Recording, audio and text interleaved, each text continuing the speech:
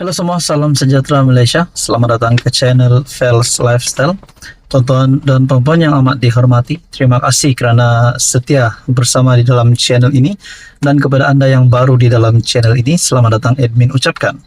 Tonton satu isu hangat terkini berkaitan dengan kenyataan daripada anak kepada Dr. Mahathir ataupun bekas Perdana Menteri. Kenyataan ini yang menyebut nama SPRM.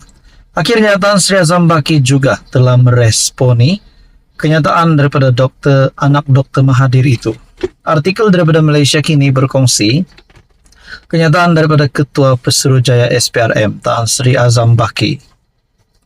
SPRM teliti dakwaan anak Dr. Mahathir. Bapa sasaran siasatan. Ketua Pesuruhjaya SPRM Azam Baki enggan mengulas dakwaan. Dua anak Dr. Mahathir Mohamad kononnya bapa mereka adalah sasaran sebenar siasatan SPRM berhubung kewangan mereka. Seperti yang kita tahu, Suruhanjaya Pencegahan Rasuah Malaysia yang meminta kedua anak bekas Perdana Menteri Dr. Mahathir itu, iaitu Mirzan dan Mokzani Mahathir, untuk menyatakan ataupun mengisytiharkan harta mereka. Tapi pada akhirnya mereka pula membuat kenyataan, membuat dakwaan bahawa bapa mereka adalah sasaran sebenar siasatan SPRM. Di dalam artikel ini, ketika dihubungi media, Azam berkata dia perlu melihat fakta terlebih dahulu berhubung dakwaan terbabit. Biar saya semak fakta dahulu, baru kami beritahu kamu, media.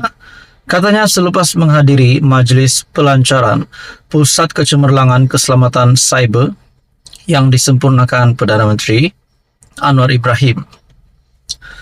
Azam Baki mengulas dakwaan yang dibuat oleh Mokzani dan Mirzan yang memberitahu Bloomberg bahawa bapa mereka adalah sasaran sebenar rentetan siasatan SPRM. Adakah di sini mereka berdua ataupun termasuk Mahathir sendiri nak larikan diri daripada siasatan SPRM ini? Nah, itu menjadi persoalannya. Pada Januari lalu, SPRM mengarahkan Mokzani dan abangnya Mirzan untuk mengisytiharkan harta mereka sejak 1981. Tahun yang sama Mahathir menjadi Perdana Menteri.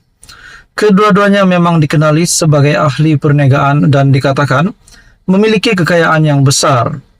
SPRM menyatakan siasatan dibuat di bawah Akta Pencegahan Pengubahan Wang Haram, Pencegahan Pembiayaan, Keganasan dan Hasil daripada Aktiviti Haram 2001.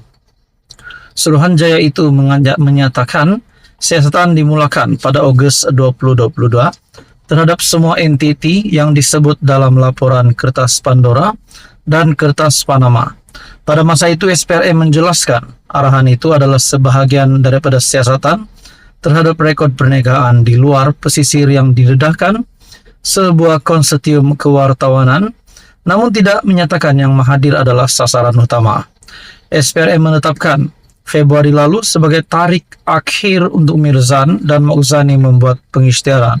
Namun mereka memaklumkan diberi lanjutan sebanyak 2 kali. Namun kata mereka lagi, usaha untuk menyediakan rekod keuangan sejak era sebelum digital tetap sesuatu yang sukar.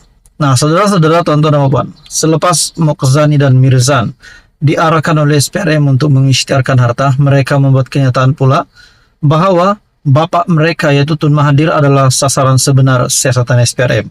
Nah, tuan-tuan dan puan yang dihormati, apa komen anda berkaitan dengan isu ini? Sekian saja, teruskan bersama di dalam channel ini untuk info yang seterusnya. Halo semua, salam sejahtera Malaysia, tuan-tuan dan puan yang amat dihormati semua. Selamat datang ke channel Fels Lifestyle. Terima kasih kerana masih setia bersama di dalam channel ini. Saudara-saudara, berkaitan dengan padu. Sudah pasti ramai rakyat Malaysia hari ini yang bercakap tentang padu. Bahkan Timbalan Ketua Menteri Sabah juga sudah menyatakan berkaitan dengan perkara ini, di mana takut sistem padu ini bukannya untuk membantu rakyat tetapi menjadi ancaman. Bukan saja Ketua Menteri, tetapi saya rasa banyak lagi ahli politik yang lain juga membuat kenyataan yang sama. Saudara-saudara, sehingga kan di Sarawak mereka menangguhkan pendaftaran padu ini. Apa sudah terjadi sebenarnya? Bahkan Anwar Ibrahim juga menggesa ataupun meminta Menteri Ekonomi Rafizi Ramli untuk memperjelaskan perkara ini kepada jemaah menteri di kabinet. Tuan-tuan dan puan, satu berita susulan selepas semua ini berlaku, perkongsian daripada Syabuddin Husin ataupun syabuddin.com. Rafizi jamin data padu selamat. Dedah ada lebih 2 juta kali cubaan serangan pada 26 Mac 2024. Orang di sebalik padu, pangkalan data terbaru kerajaan yang semakin dikritik atas kebimbangan, isu privasi dan keselamatan, tampil mempertahankannya dengan mendakwa sistem itu berjaya menepis lebih 2 juta cubaan serangan dalam tempoh seminggu yang lalu. Menteri Ekonomi Rafizi Ramli berkata, padu dibangunkan secara dalaman menggunakan kepakaran penjawat awam sambil menambah ia memenuhi piawaian antarabangsa dan amalan terbaik mengurangkan risiko kebocoran maklumat. Menurutnya, maklumat yang disimpan dalam padu tertakluk kepada akta rahsia rasmi sementara peralatan komputer dilindungi di bawah akta jenayah komputer. Di samping hanya pegawai yang ditapis oleh Ketua Pegawai Keselamatan Kerajaan dibenarkan akses. Oleh itu, mana-mana perbuatan mengakses, memuat naik, memuat turun, memindah, menambah atau menyebarkan apa-apa data dalam padu tanpa kebenaran adalah suatu kesalahan jenayah dan jika sabit kesalahan, boleh dikenakan hukuman, penjara, denda atau kedua-duanya sekali. Kenyataan itu dikeluarkan di sebalik kritikan yang semakin meningkat terhadap padu yang menurut Rafizi telah menyaksikan pendaftaran kira-kira 7,7 juta rakyat Malaysia. Rafizi menjawab kesangsian diluahkan Kerajaan Sarawak mengenai pendaftaran itu di mana seorang Menteri Kanan Negeri mempersoalkan sama ada data itu akan disalahgunakan untuk tujuan politik. Menteri Pelancongan Negeri Sarawak Abdul Karim Rahman Hamzah turut mempersoalkan Putrajaya kerana meminta terlalu banyak maklumat sulit daripada orang ramai. Sebaik saja anda mengisi, anda bogelkan diri sendiri. Hampir semuanya, akaun bank anda, rumah anda, semuanya, katanya pada Jumaat. Saya tidak fikir itu adalah cara yang betul melayan rakyat. Kebimbangan itu menyebabkan Sarawak satu-satunya negeri yang memutuskan untuk menunda proses pendaftaran. Timbalan Menteri di Jabatan Premier Sarawak Sharifah Hasidah, Syed Aman Ghazali berkata, kebimbangan mengenai keselamatan data ada asas memandangkan kes penggodaman memang berleluasa pada masa ini. Beliau berkata kerajaan negeri pada dasarnya menyokong objektif untuk mengumpul data bagi mengukur status kewangan rakyat dalam pemberian subsidi besar.